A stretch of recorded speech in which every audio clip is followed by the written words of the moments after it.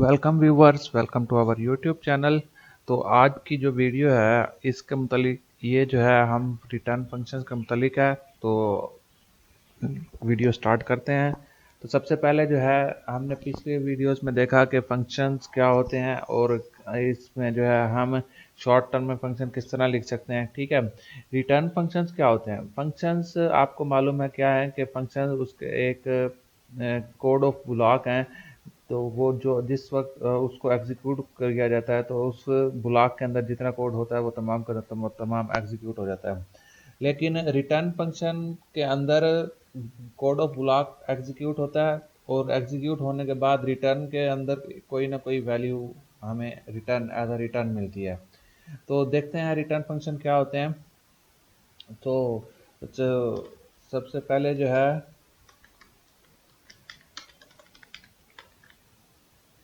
Return functions, तो इसमें जो है सबसे पहले हम कुछ वेरिएबल बनाते हैं। Variable a is equal to 56, variable b is equal to 98। इसी तरह हम फंक्शन लिखते हैं, फंक्शन डिफाइन करते हैं। फंक्शन सम,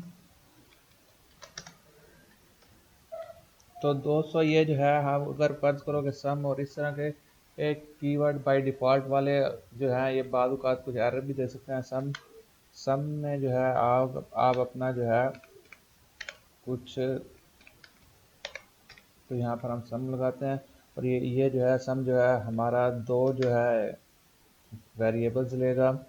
इसमें इसमें दो पैरामीटर हैं। पैरामीटर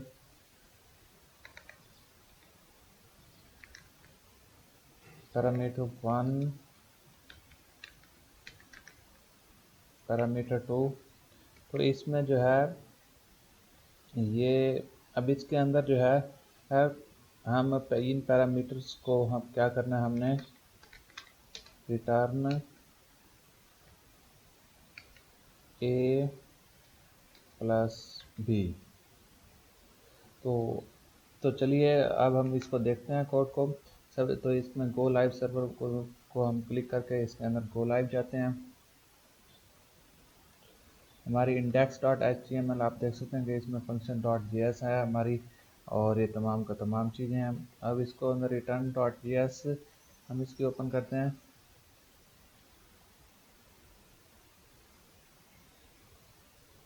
तो ये अभी ओपन हो रही है, हमारा गो लाइव सर्वर ओपन हो रहा है।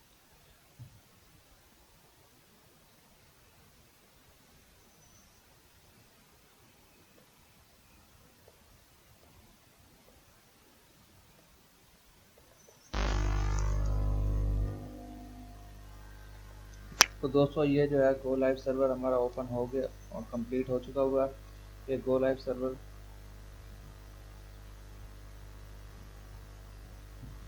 तो अब जो है हम इसको सम अब कोई चीज़ अगर फंक्शन कोई चीज़ रिटर्न कर रहा हो और उसको क्या कहते हैं, फर्ज करो एग्जीक्यूट अगर आप करवाना चाहते हैं, console dot log sum A B. तो हमने इसमें इस लाइन में क्या किया, कंसोल डॉट लॉग के जो आंसर आएगा उसको हम कंसोल डॉट लॉग में करेंगे और इस ब्रैकेट के अंदर जो है हमने एक फंक्शन एग्जीक्यूट कर दिया। ये कंसोल डॉट लॉग एक फंक्शन है, क्योंकि हम इसको कंसोल डॉट लॉग को इस तरह लिखते हैं।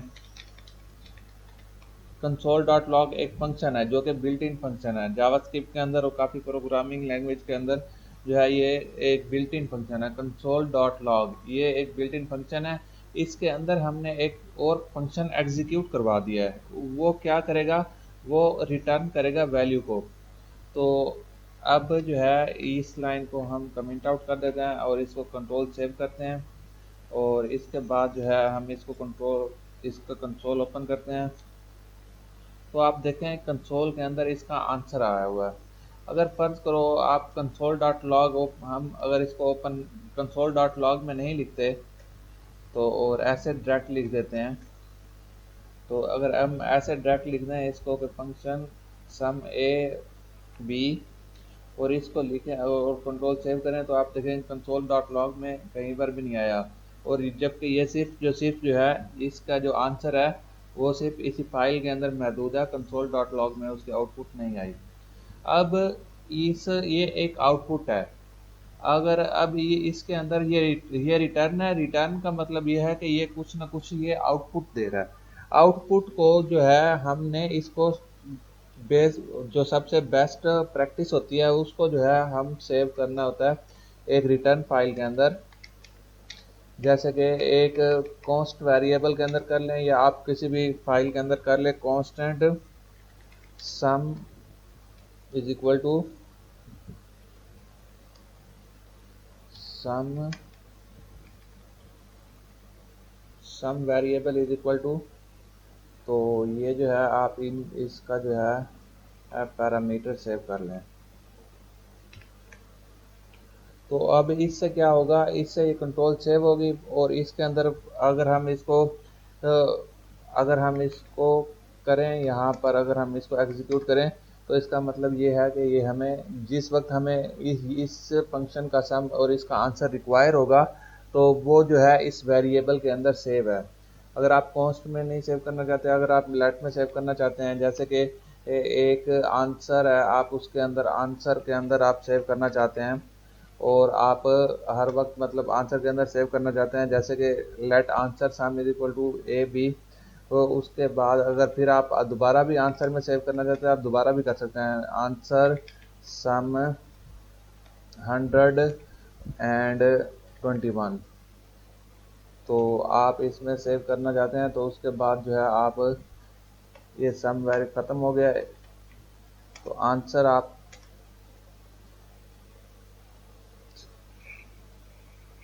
करना चाहते हैं तो ये आंसर की जो है सेकंड वैल्यू है।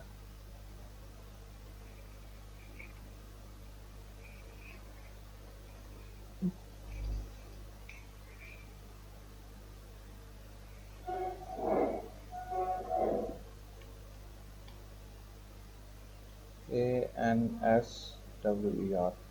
तो अब इसके अंदर जो है आंसर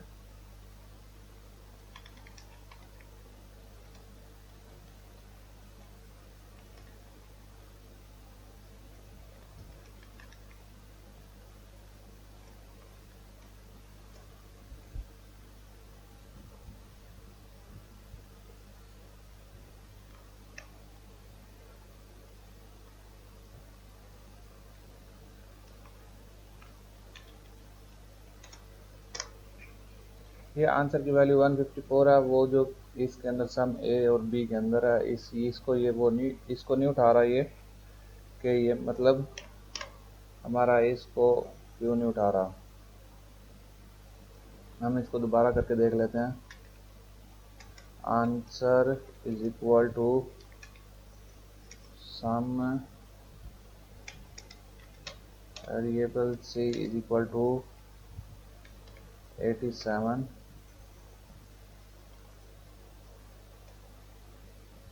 बी एंड सी।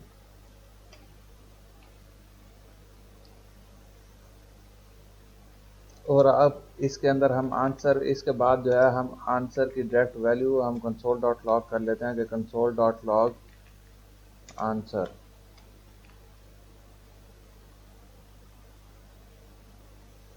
तो ये दोस्तों 154 आई हुई है इसमें अंदर आंसर।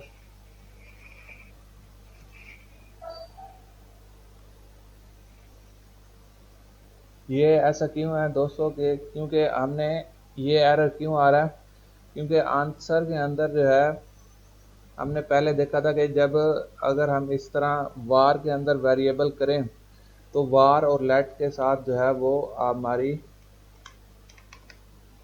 हम इसको वार के साथ डिफाइन करके देखते हैं और फिर देखते हैं फिर भी 154 आंसर है।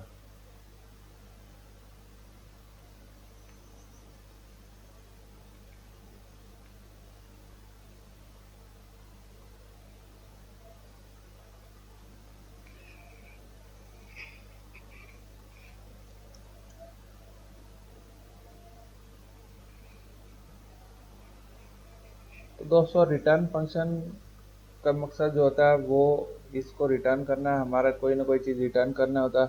जैसा कि आप कोई भी कॉम्प्लेक्स किसी भी तरह का कोई भी कॉम्प्लेक्स वर्क करके फंक्शंस के अंदर एक कोड ऑफ ब्लॉक है, उसके अंदर स्पेसिफिक है जो कि उसके पैरामीटर के साथ असाइन होता है, उसके साथ आप क्या कहते हैं आंसर आप निकाल सकते हैं। मल्टीप्लिकेशन के अंदर और इस तरह के आपके आपको क्या कहते हैं कोई भी आपकी एक्सरसाइज होती है उसके अंदर जो है आपका ये आंसर इस तरह मतलब रिटर्न फंक्शन के साथ करता है। पर कोई बोलियन आंसर है जिसमें आप इवेल्युएट करना चाहते हैं, एक पैरामीटर टू पैरामीटर्स हैं उसके अंदर आप इवेल्युएट करना चाहते हैं,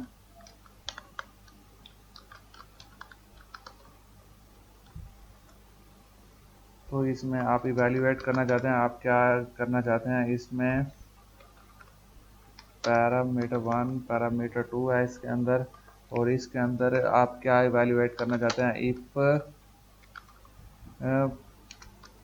parameter 1 not is equal to undefined. सबसे पहले हम अनडिफाइंड डिफाइन करते हैं उसके अंदर, उसके बाद एंड का साइन लगाते हैं। तो दोस्तों ये इफ़ और ये तमाम के तमाम जो है आप अभी पढ़ेंगे कि इफ़ और ये तमाम किस तरह कर सकते हैं। ये अभी हम आपको बता रहे हैं कि रिटर्न की एग्जांपल बता रहे हैं।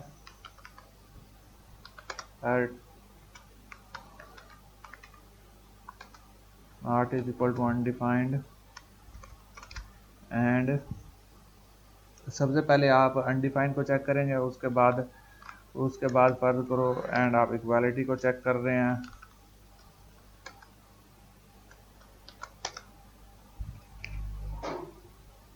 क्योंकि अगर फर्ज करें ये दोनों इवेल्युएट नहीं हुए, फर्ज करो दोनों हम क्या कहते हैं उसके अंदर दोनों की वैल्यू ऐड किए बगैर भी एग्जीक्यूट कर देंगे तो अनडिफाइंड इक्वल होता है, तो वो इक्वल के साथ जो है वो हमें मैच कर देगा। तो इसमें जो है हम रिटर्न कुछ भी कर सकते हैं, जैसे कि हम यहाँ पर रिटर्न बोलियन कर रहे हैं, तो उसके बाद हम इसको एल्स में रिटर्न हम इसके अंदर फिर बोलियन कर रहे हैं।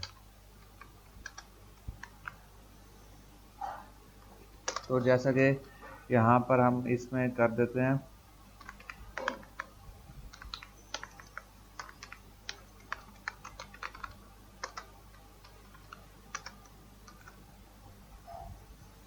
console.log evaluate.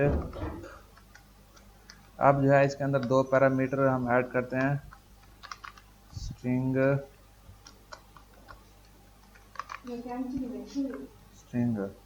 तो ये दोस्तों हम आप देख रहे हैं कि हमें फॉल्स है, हालांकि दोनों में हमने स्ट्रिंग लिखा है और इक्वल साइन सिर्फ इसमें ये स्मॉल है और इसमें एस कैपिटल है। तो हमने उसको इवेल्युएट किया कि ये बराबर हैं या नहीं है, तो वो जावास्क्रिप्ट में वो बराबर नहीं है, ये इवेल्युएट है। और उसमें हमें क्या दिया है आंसर, हमें return as a return false दिया है। तो दोस्तों ये रिटर्न फंक्शन है, हम कुछ भी मतलब कोई भी प्रोग्राम उसके अंदर इस ब्लॉक ऑफ कोड के अंदर कितना मर्जी हम कॉम्प्लिकेटेड प्रोग्राम डाल के उसके अंदर रिटर्न वैल्यू कर सकते हैं। और इसके अलावा अगर फर्ज करें आप कहीं पर क्या कहते हैं अगर आप कहीं पर मतलब अगर आप रिटर्न यूज़ करते हैं फंक्शन के अंदर, जैसे कि फर्स्ट लाइन में मैं इसको रिटर्न यूज़ कर देता हूँ और सेकंड लाइन में मैं इसको कर देता हूँ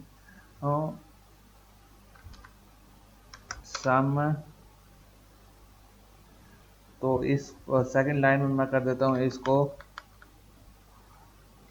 के क्या कर देता हूँ इसके अंदर c is equal to A plus B. आपको मालूम है कि c जो है वो भी हमारा ग्लोबल वेरिएबल है और ए बी भी ग्लोबल वेरिएबल हैं जो कि ऑलरेडी मौजूद हैं। अब इस लाइन के ऊपर जाके देखें तो ये उसने लिखा है कि अनरीचेबल कोड डिटेक्टेड, मतलब इसके अंदर फंक्शन के अंदर अगर अकेला रिटर्न जहाँ पर रिटर्न वर्ड आ जाएगा तो उसका मतलब उससे नीचे कुछ भी एग्जीक्यूट भी नहीं होगा और वो रिटर्न वैल्यू वो रिटर्न कर देगा। अगर यहाँ पर रिटर्न के अंदर कुछ वैल्यू है, जैसा कि कोई वैल्यू है तो वो वैल्यू रिटर्न कर देगा, इस नहीं तो उसके अलावा जो है वो एम्प्टी रिटर्न कर देगा। और रिटर्न का ये भी है कि जहाँ पर एक रिटर्न जो है वो रिटर्न वैल्यू करता है, उसके बाद उससे नीचे जो है कोई भी कोड एग्जीक्यूट नहीं होता। तो यही तो थैंक यू गाइस, इस वीडियो रिटर्न फंक्शन के लिए इतना ही। तो नेक्स्ट वीडियो के लिए चैनल को सब्सक्राइब करें।